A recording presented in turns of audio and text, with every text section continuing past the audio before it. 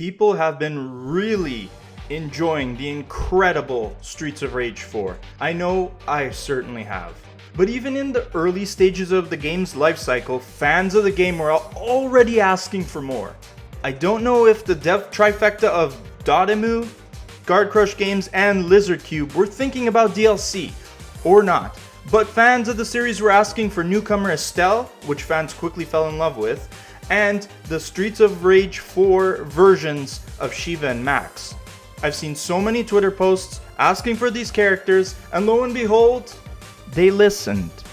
They gave us these new fighters and more in the Mr. X's Nightmare DLC, which we're going to cover today on the show. The three fighters are excellent to play as, and I don't think we were all ready for how fun the survival mode was going to be. Survival is an excellent game mode that is so replayable due to its roguelike nature.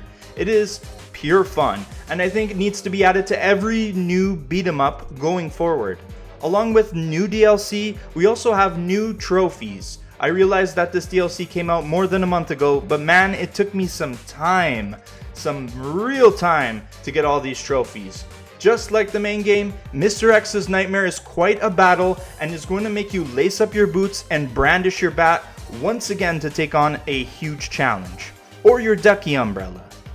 Don't underestimate this weapon, especially when you're going to need it to crack all these skulls to acquire these 8 new trophies. This is Platinum Hunters New Game Plus, where we take a look at DLCs to existing trophy guides that we've done before. If you don't have the Platinum Trophy for Streets of Rage 4, we got that video on the channel already, and I have it linked in the description below and card in the top corner. So check that out if you haven't done that, but also subscribe for more videos just like this. You might just find your next Platinum Trophy.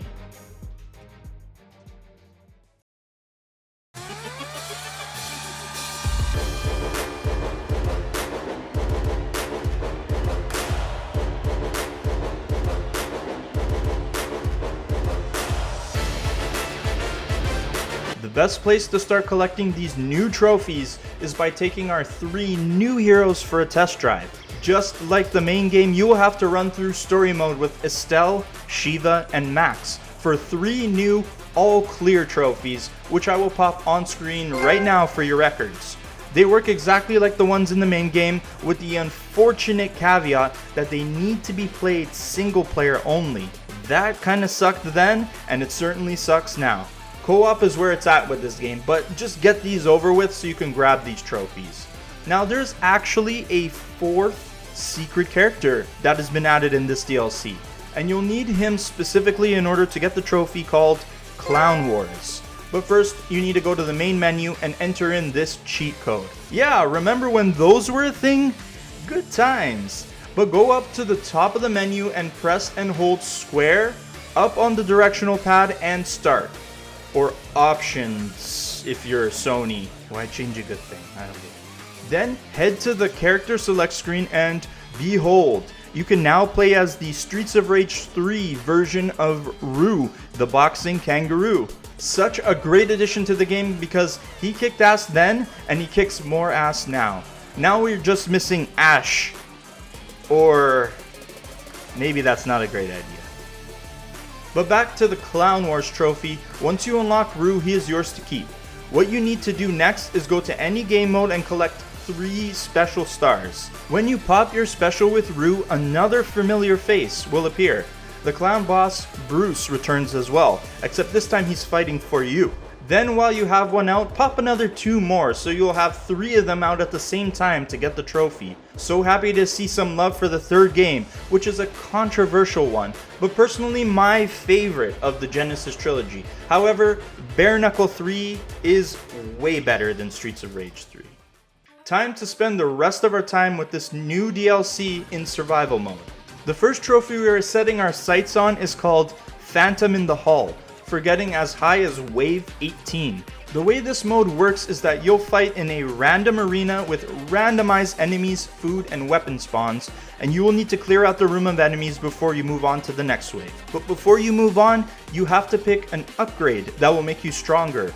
There are tons of these upgrades that give you fire, electric, or toxic abilities, one that increases your attack or defense, one that gives you golden version of weapons that clap anyone in front of you, and even ones that will spawn a buddy to fight with you.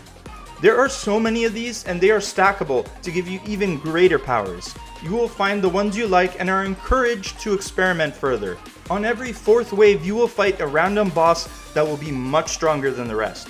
These will be bosses you have fought in the main game, like Mr. and Mrs. Y, Diva, Bayo, Riha, Barbon, and you will also fight against your heroes like Axel, Blaze, or Cherry.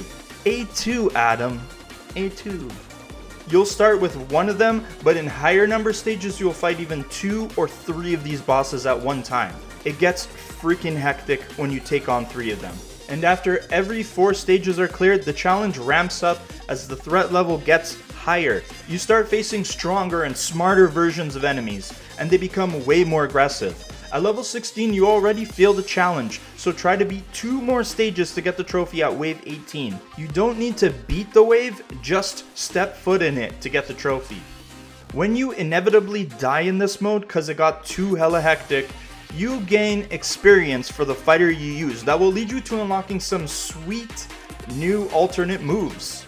Everybody has at least 4 alternate moves you can unlock, except the Streets of 1 fighters who again got shafted.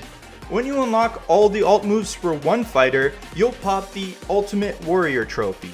Some of these new moves make a big difference for fighters and give them way more versatility. These can be used in any mode once you unlock them, even story mode, so it will be worth it to go after all of them and unlock the trophy. The possibilities are endless.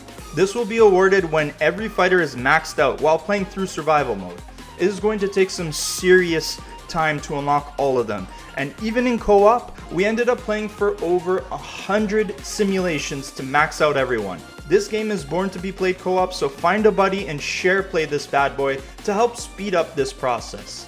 While you're doing this, you will want to aim for the DLC's last and toughest trophy called I Am the One. You have made it to level 18, but for this trophy, you'll need to make it all the way to level 30. This is a very difficult task, not going to lie to you. By level 18, you will be sweating the enemies. Once you get to level 21, the game starts spawning these red silhouette enemies that are super tanky and tough as nails. Plus, it'll be pretty common to have 10 or more enemies attacking you at once. This is the point of the game where you need to play more degenerately and take advantage of some fighters' strengths.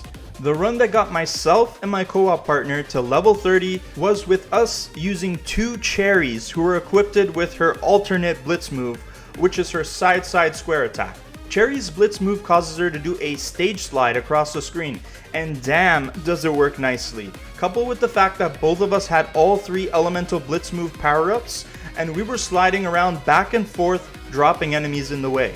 Cherry has one of the best blitz moves in the game, but I also recommend using Shiva, Estelle, or Rue for these as well, who pack a wallop using their blitz moves.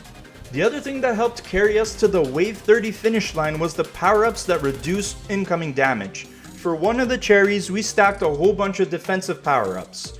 There's the red shield one that gives you a flat increase, and also the blue shield one that raises your defenses by a great amount when your health drops lower than 50%.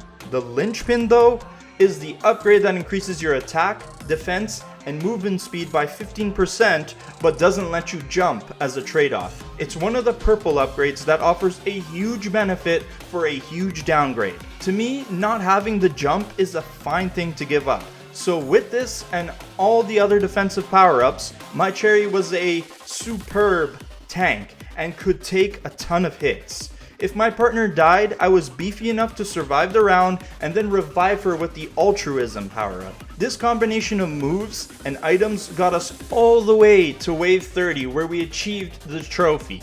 Again, this took us a ton of practice to do, but once you start to get a feel for the game and understand how the power-ups can help you, this trophy will be achievable. And that's all the trophies for the Mr. X's Nightmare DLC. Streets of Rage 4 was already a phenomenal game, but this package of new fighters, weapons, moves, and the incredible survival mode made it even better. If you have the My Work Is Done Platinum trophy, then playing this DLC and getting 100% trophy completion is an absolute no-brainer. It's so much fun and you're gonna have a great time doing it. I hope this guide helps you grab all the new trophies and gets you all the way to wave 30. And if you're missing any trophies from the main game, don't forget to check out my trophy guide video for that game to help you get a brand new platinum. Drop a like on this video if you enjoyed it or found it helpful, and best of luck on all your trophy hunting expeditions. Peace out.